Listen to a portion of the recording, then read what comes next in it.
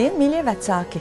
Atkal ir klāt laiks, kad es gribu jūs uzrunāt un aicināt jūs ar jūsu bērniņiem doties uz Rundāli, jo taču mēs gaidām lielo vasaras notikumu Senās mūzikas festivālu. Un kā katru gadu tajā ļoti liela loma tiek atvēlēta arī bērniem.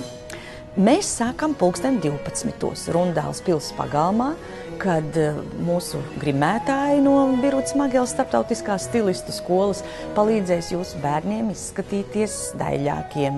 Un līdztekus tam būs arī mākslinieciski radošās darbnīcas, kur mākslinieku vadībā bērni gatavos vēdekļus, veidos rozes un karaļa kroņus.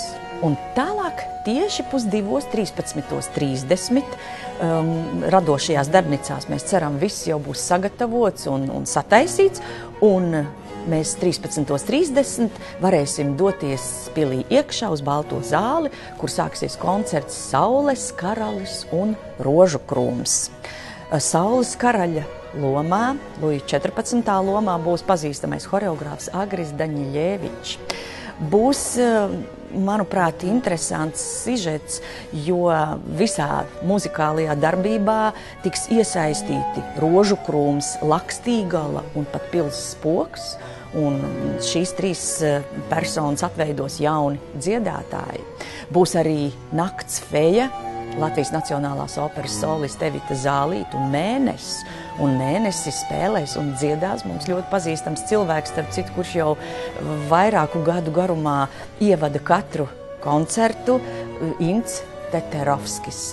Un, protams, ka koncerts nekādi nevar iztikt bez mūzikas, tāpēc mēs ar lielu prieku klausīsimies, kā muzicē orķestra Collegium Musicum Rīga, solisti dziedās koris, Collegium Coro Musici Rīga, un, protams, būs arī dejotāji Kurzemes galma balets Gunas Ezermalas vadībā, kas, starp citu, būs arī Saules karaļa sieva, karaliene.